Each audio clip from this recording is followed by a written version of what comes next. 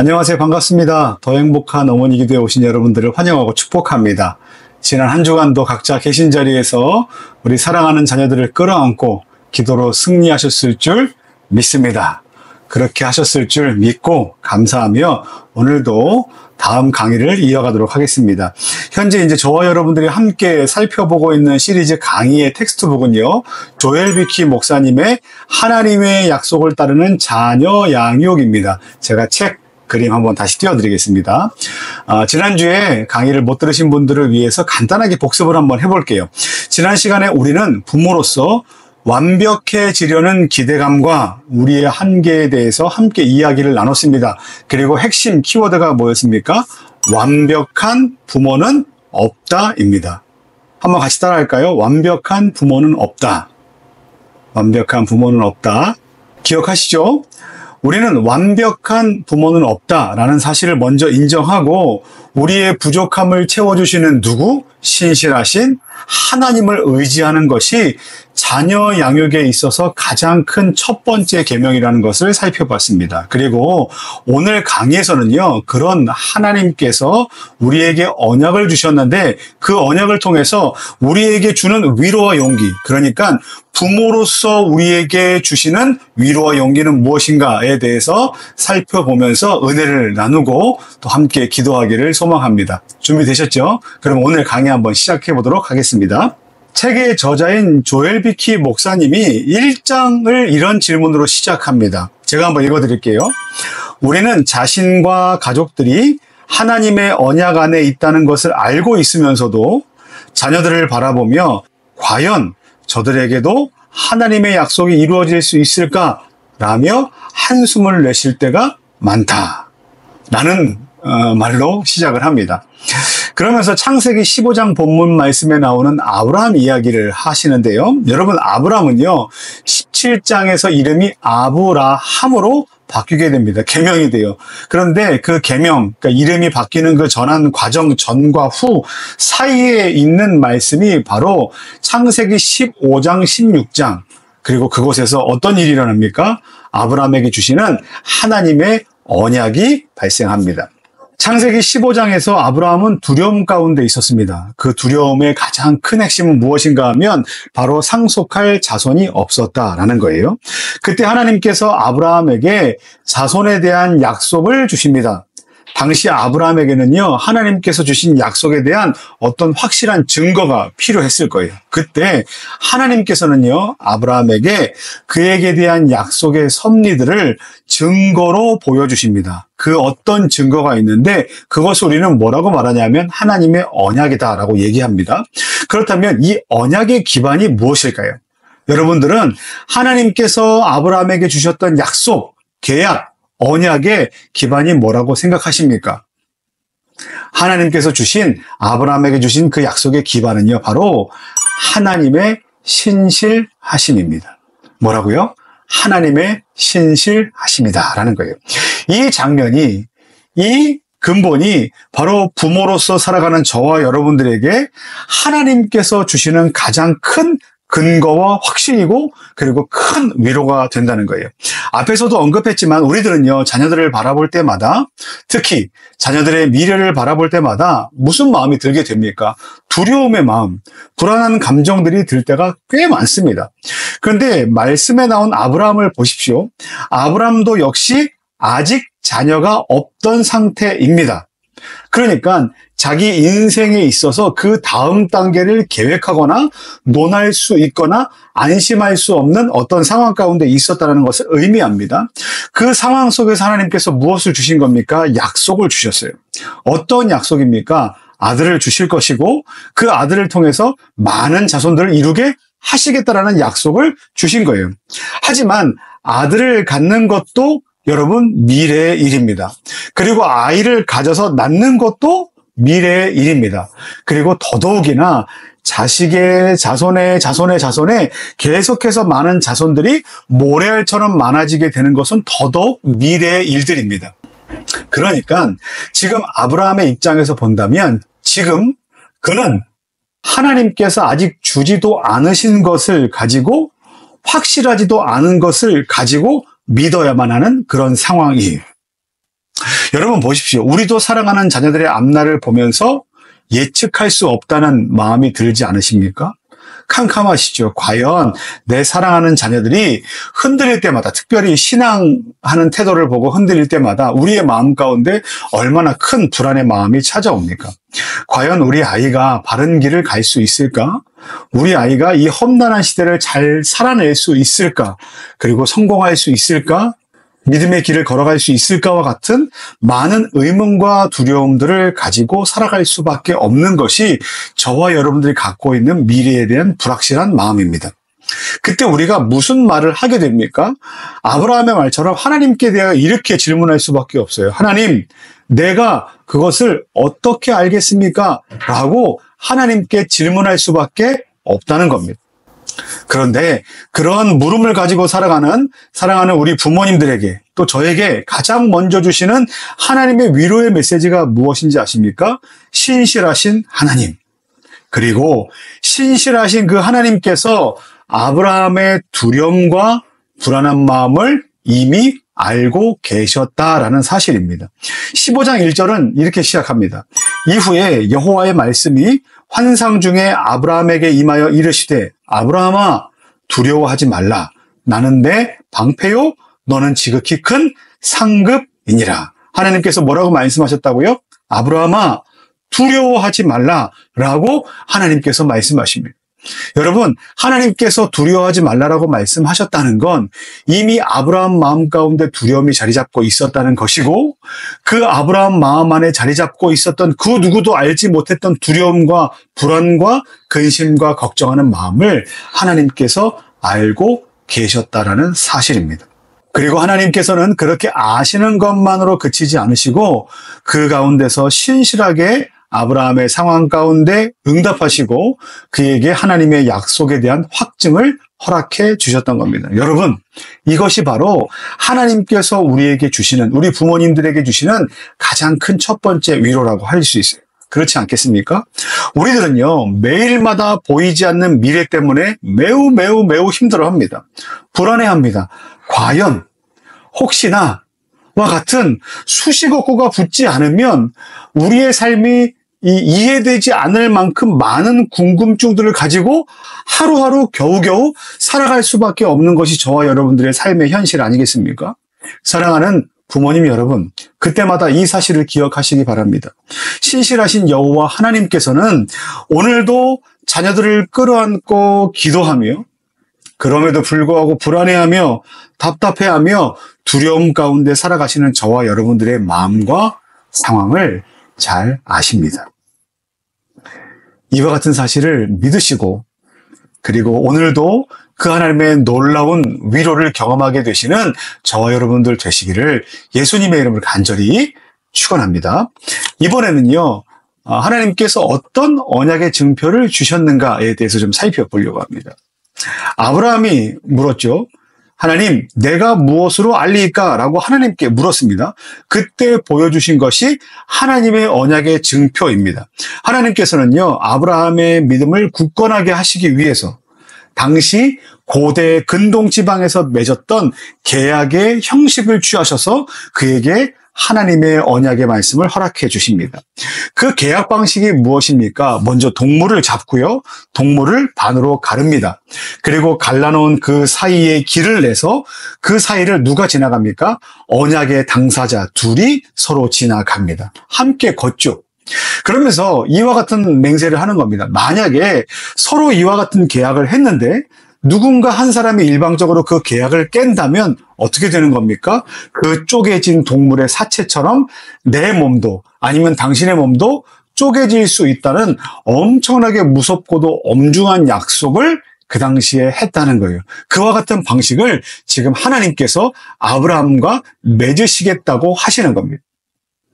이와 같은 하나님의 말씀을 듣고요, 아브라함은 어떻게 합니까? 곧장 가서 동물들을 잡아 반으로 갈라 쪼갠 뒤 이제는 계약의 당사자인 자기 자신과 하나님만 거기에 나타나서 걷게 되면, 하나님만 오셔서 걷게 되시면 이제는 계약이 성사되는 그와 같은 일을 준비하는 데까지 이르렀습니다. 그런데 누가 오시지 않습니까? 하나님께서 오시지 않는 거예요.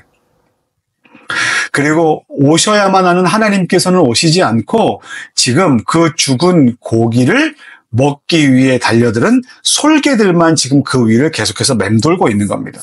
그리고 아브라함은요, 11절처럼 하나님을 기다리고 있었지만 하나님은 오시지 않고 열심히 사체들에게 달려드는 솔개들만 연신 내쫓고 있는 일을 해야만 합니다. 그렇게 오랜 기다림의 시간이 지나갑니다. 그리고 연신 쫓아내는 행위로, 그리고 오랜 기다림으로 인해 결국 아브라함은 어떻게 됩니까? 12절 말씀처럼 지쳐 잠에 골아 떨어지게 됩니다. 그런데 여기서 말하는 것은 지쳐 잠에 떨어지게 된다라는 것이 자기가 무엇인가를 해서 벅차게 된다는 의미도 있지만, 이것을 가지고 조엘 비키 목사님은 하나님께서 주신 특별한 기회다라고 말씀하십니다. 그러니까 잠든 것이 그냥 그저 잠든 것이 아니라 하나님께서 그에게 주신 어떤 위대한 기회라고 말씀하세요. 이런 아브라함의 기다림의 시간, 그리고 골아떨어지도록 곤비한 것은 인생을 살아가는 신자의 모습입니다. 그리고 동시에 자녀들을 끌어안고 기도하고 양육하지만 날마다 낙심하고 두려움 가운데 있을 수밖에 없는 부모로 살아가는 저와 여러분들의 모습과도 같습니다. 자녀들을 낳은 신생아 때는 하루 중 언제와 같습니까? 새벽 시간과 같을 거예요. 그리고 자녀들이 어린아이 시절을 겪게 되면 그때는 마치 하루 중 아침 시간과 같을 겁니다.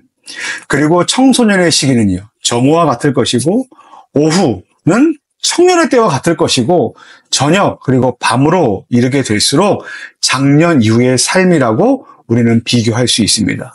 그러니까 이른 새벽부터 밤 늦게까지 자녀들을 키우는 그 모든 일생 동안 부모는요, 단 한순간도 쉴 새 없이 마치 솔개를 내쫓듯이 하나님께서 오시기를 기다리며 곤비에서 떨어질 수밖에 없는 그런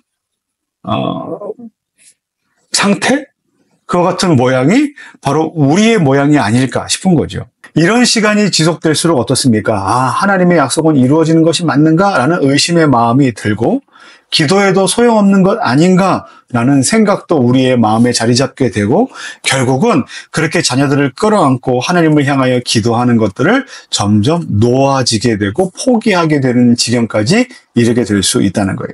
그런데 보십시오. 계약의 한쪽 편 당사자인 아브라함이 그렇게 연신 설계만 쫓고 오랜 기다림의 시간들을 갖고 골아떨어졌던 그때에 타는 횃불이 쪼갠 고기 사이로 지나갑니다. 다시 한번요. 계약의 한쪽 편 당사자인 아브라함이 그렇게 피곤한 채로 골아떨어져 잠들어 있는 그때에 어떤 일이 일어났다고요? 타는 횃불이 쪼갠 고기 사이를 지나갑니다. 여기서 타는 횃불은 단순하게 하나님이시라고 말씀하실 수 있지만 어떤 하나님이십니까? 빛과 구원이신 그리스도를 통해 나타난 하나님의 임재의 상징이라고 할 수 있어요. 그러니까 쪼갠 희생제물 사이로 지났던 횃불은요, 예수 그리스도를 통해서 구원을 성취하실 하나님 자신이 지금 계약의 당사자로 그곳을 지나고 계시는 겁니다. 그런데 거기에 지금 누가 지나지 않고 있습니까? 아브라함이 지나지 않죠. 아브라함은 지금 어떤 상태에 있습니까? 골아떨어져 있죠. 잠들고 있습니다. 자, 이 사실을 기억해야만 합니다. 우리가 고되다고 말하는 그때, 힘들다고 말하는 그때에도, 우리가 골아떨어져 있는 그때에도 하나님께서는 하나님의 약속하신 바를 이루어가고 계십니다. 오늘 말씀을 보십시오. 아브라함이 잠들어 있는 상태에서도 어떤 일이 일어납니까? 타는 횃불이 지나갑니다. 하나님은 그 부분을 오늘 우리에게 말씀하고 계시는 거예요. 조엘 비키 목사님이 이 부분을 이렇게 설명합니다. 너는 이 일을 할 수 없다. 너는 이 일을 감당할 수 없다. 그러나 나는 자비로운 구원자이기 때문에 너를 대신해 모든 것을 처리하겠다. 내가 피를 흘릴 것이다. 창이 내 옆구리를 찌를 것이다. 내 옆구리에서 피와 물이 쏟아져 나올 것이다. 그로 인해 너 아브라함은 무사할 것이다. 물론 너희 아비들과 어미들도 그러할 것이다. 아브라함은 이 일을 감당할 수 없어요.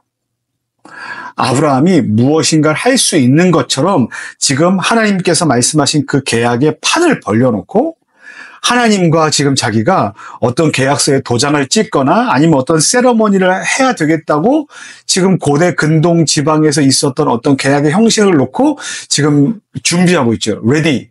이제 스타트 하기만 하면 되는데 그때 마침 어떻게 됐다고요? 골아 떨어질 수밖에 없습니다. 여러분, 이게 저와 여러분들의 한계예요. 근데 우리는 그와 같은 한계를 맞이할 때마다 나는 무능력해, 나는 자괴감을 갖거나 낮은 자존감을 갖거나 또는 하나님께서 내 기도를 듣지 않으시는가에 대한 포기하는 마음을 갖게 될 겁니다. 그런데 여러분, 이 일은요, 하나님께서 우리에게 주신 아주 특별한 기회인 거예요. 어떤 기회입니까? 우리의 연약함에도 불구하고 하나님께서 그 약속의 주인공이 되시고 그 약속 계약의 정점에 계셔서 그 약속을 이루어 가시는 능력자가 되신다는 겁니다. 그리고 오늘 쪼갠 고기 사이로 지나갔을 때 그 계약 당사자가 그 계약을 어기게 되면 어떻게 되는지 보셨죠? 근데 하나님은 그렇게 그 약속을 변개하지 않으시겠다. 이것이 누구에 대한 약속입니까? 우리 부모님에게 대한 약속이요. 또 우리 부모님들이 사랑으로 끌어안고 기도하고 있는 여러분들의 또 저의 자녀들에 대한 하나님의 약속입니다. 보증이에요. 어제 제가 이제 사역을 하고 있는데 초등학교 1학년 딸 아이가 잠깐 나가서 놀겠다고 나갔다가 5분도 채 되지 않아서 이제 피를 흘리며 들어왔어요.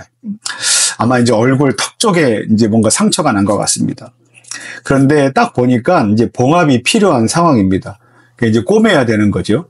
그런데 이제 1차 병원에 갔습니다. 그냥 뭐 소독약만 바를 수밖에 없죠. 2차 병원으로 가라고 말씀하시더라고요. 그래서 2차 병원에 갔습니다. 응급실로 들어갔어요. 그런데 꿰매줄 수 없답니다. 그리고 3차 대학병원에 갔습니다. 그런데 꿰매줄 의사 선생님이 없답니다. 다 합당한 이유는 있습니다. 어린 여자아이기 때문에 얼굴에 흉터가 남을 것 같아 정교하게 꿰맬 수 있는 선생님이 없으니 우리는 봉합수술을 할 수 없습니다. 또 어떤 곳에서는 지금 성형외과 담당 전공의가 병원에는 있지 않으니 우리는 꼬맬 수 없습니다. 수술할 수 없습니다. 라는 이야기를 할 수 있습니다. 하지만 그런 합리적인 것이 지금 자녀를 끌어안고 지금 어떻게 해야만 할까에 대해서 고민하는 부모의 마음에게는 들려오지 않습니다. 그러다 보니까 시간이 벌써 저녁 8시가, 7시가 다 됐나? 그랬을 거예요. 그런데도 꿰매지 못하고 집으로 돌아왔습니다. 근데 집에서 이제 알아봐야죠. 많은 이제 병원들을 알아보고 어디서 이제 봉합수술을 할 수 있을까 이제 알아보다가 그 다음날 아침에 이제 아이를 태워서 이제 먼 곳까지 가서 이제 치료를 받게 됩니다. 그런데 그 밤에 응급실에서 치료를 받지 못하고 돌아왔던 그 순간부터 이제 수술하러 가는 그 시간까지 제 마음 안에 엄청나게 많은 답답함과 불편함과 갈등과 또 분노하는 마음이 생기는 거예요. 사실 이와 같은 답답함을 뭐 이렇게 표출하거나 아니면 왜 이렇게 하십니까? 라고 말할 수 있는 대상은 없어요. 왜냐하면 다들 그만한 이유가 있기 때문에 그렇습니다. 하지만 부모로서 갖는 심정은 답답한 마음은 이 화나는 마음은 정말 어떻게 할 수가 없더라고요. 그런데 제가 저희 교회에서 이제 11월 한 달 동안 11월 한 달은 추수감사 주일이 있는 주간이기 때문에 감사의 달로 우리 지키겠습니다라고 말하면서 하나님께서 우리에게 행하신 일에 대해서 감사합시다라는 시리즈 설교를 하고 있던 중이었습니다. 그리고 마침 지난주부터 제가 어머니 기도회 영상을 이제 이렇게 여러분들과 강의를 나누면서 하나님께서 우리 가운데 은혜로 인도하고 보호하고 계십니다. 그리고 이제 이 강의를 녹화해야 할 타이밍에 하나님께서 우리 가운데 큰 은혜를 베푸실 겁니다. 맡겨야 됩니다. 뭐 이런 내용의 강의를 해야 되는 그 타이밍에 그런 사건이 벌어졌던 거예요. 그러면서 제가 뭘 보게 됐냐면 제 안에 목사이기 이전에 한 부모로서 그리고 한 연약한 한 사람으로서 갖고 있는 그 제 안에 있는 이 내면이 얼마나 연약하고 얼마나 뭐랄까 이 비천한가? 얼마나 이 바닥이 얕은가에 대해서 제 자신을 돌아보게 된 거예요. 그리고 이제 다음날 아침에 날이 밝자마자 이제 예약해 놓은 성형외과로 이제 가게 됩니다. 가는 시간이 한 40분에서 50분 정도 걸렸던 것 같습니다. 차 안에서 뭐라도 이제 그 아이를 태워놓고 어쨌든 기도하는 마음도 필요하고 또 뭔가 답답하고 불안한 마음도 제 안에 있었기 때문에 이제 어떤 복음성가를 제가 틀어놓게 됐어요. 근데 복음성가를 틀어놓게 되면 왜 자연스럽게 이제 알고리즘 따라서 이제 요즘에는 다음 곡이 재생이 되는데 이런 곡이 나오는 겁니다. 제목이 이렇습니다. 나의 약함은 자랑이요 라는 브라운 워십의 이제 가스펠송이 나오는 거예요. 근데 후렴구가 이렇습니다. 나의 약함은 나의 자랑이요, 나의 실패는 나의 간증이요, 나의 아픔은 나의 영광이니 그 부르심 따라 내가 걸어갑니다. 나 가난함은 나의 상급이요, 나 미련함은 나의 자랑이요, 나 쓰러짐이 나의 고백이니 그 부르심 따라 내가 걸어갑니다. 제가 이제 뒷자리에 아이가 타 있고 옆자리에 이제 아내가 있는 상태에서 음악이 나오고 이렇게 운전을 하다 보면 울컥울컥 해도 사실 뭐 그렇게 이제 티를 내지 못하면서도 이렇게 막 이렇게 안으로 그 하나님께서 주시는 그 메시지가 감동이 될 때 막 이렇게 울컥울컥 하는 마음이 들지 않겠습니까? 물론 이 가사가 자녀를 끌어안고 기도하는 어떤 상황에 대해서 쓴 메시지는 아닙니다. 그런데 저는 이 가사가 저의 상황과 너무나 잘 맞았다고 생각해요. 나의 약함은, 나의 실패는, 나의 아픔은, 나의 가난함은, 나의 미련함은, 나의 쓰러짐은 사실 다 연약한 부분들입니다. 그러니까 창피한 것들이에요. 뭔가 부모로서 자녀에게, 아니면 목사로서 뭐 성도들에게, 뭐 누구로서 누구에게 약하고 실패하고 아프고 가난한 이런 것들은 여러분 드러내기 어려운 것들이고 드러내면 칭찬받을 만한 것들이 아닙니다. 영광스럽지 못한 것들이죠. 하지만 신실하신 하나님 앞에서는 이것들은 어떻게 된답니까? 자랑이 되고 간증이 되고 영광이 되고 상급이 되고 다시 자랑이 되며 고백이 될 수 있다는 거예요. 왜 그렇습니까? 오늘 아브라함에게 주신 하나님의 언약의 메시지를 기억하십시오. 쪼갠 사체 위로 사이로 걸어갈 두 당사자 중에 한 명은 잠들었습니다. 그럼에도 불구하고 하나님은 그 언약의 당사자, 계약자, 주체자, 그리고 그 일을 신실하게 이루실 그 능력자로 그 일을 이루어 가십니다. 여러분 안에 착한 일을 시작하신 그분이 끝까지 그 일을 이루어 가실 겁니다. 로마서 4장 21절 말씀에 약속하신 그것을 또한 능히 이루실 줄을 우리가 확신하노라 라는 것을 우리는 기억해야만 합니다. 사랑하는 부모님 여러분, 오늘 나눈 말씀처럼 우리는 자녀 양육하는 데 있어서 자주 불안해합니다. 때로는 무기력해질 때가 많습니다. 그러나 하나님께서는 저와 여러분 그리고 우리 자녀들을 향한 그 약속을 결코 잊지 않으셨습니다. 우리 마음 가운데 있는 두려움의 문제들도 하나님은 아십니다. 그리고 그 두려움 가운데 있을 때에도 지쳐서 곤비에서 골아떨어져 있을 그때에도 하나님은 그 약속을 신실하게 이루어 가십니다. 하나님은요, 부모된 우리의 연약함을 채우시고요, 우리 자녀의 인생을 그분 손 안에서 인도해 주시고 지켜 주실 것입니다. 여러분이 매 순간 하나님을 의지하며 자녀를 위해서 기도하는 그 가운데 하나님의 신실하신 사랑이 저와 여러분들 그리고 여러분들의 가정 그리고 특별히 사랑하는 자녀들에게 충만하게 경험되는 놀라운 은혜의 역사가 일어나게 되기를 예수님의 이름으로 간절히 축원합니다. 그리고 이제 이 확신과 평안을 가지시고 하나님의 약속의 말씀을 붙들고 매일매일을 두려움과 낙심과 또 절망과 어떤 그런 형편의 어려움에 우리의 마음을 빼앗기는 것이 아니라 오히려 기대와 소망과 그리고 평안과 능력과 확신 가운데 살아가는 저와 여러분들 되시기를 예수님의 이름으로 간절히 축원합니다. 기도하겠습니다. 하나님 아버지 고맙고 감사합니다. 하나님, 우리는 오늘도 연약하고 곤비하고 넘어지고 기나긴 기다림의 시간들을 살아가는 연약한 한 인간입니다. 그리고 부모로서도 하나님 많은 자격들을 갖추지 못하고 있는 그런 불안한 존재들입니다. 그래서 우리가 할 수 있는 것이 무엇이겠습니까? 하나님, 우리가 하나님 어떤 것을 위로로 삼고 어떤 것을 우리의 힘으로 삼아야 하겠습니까?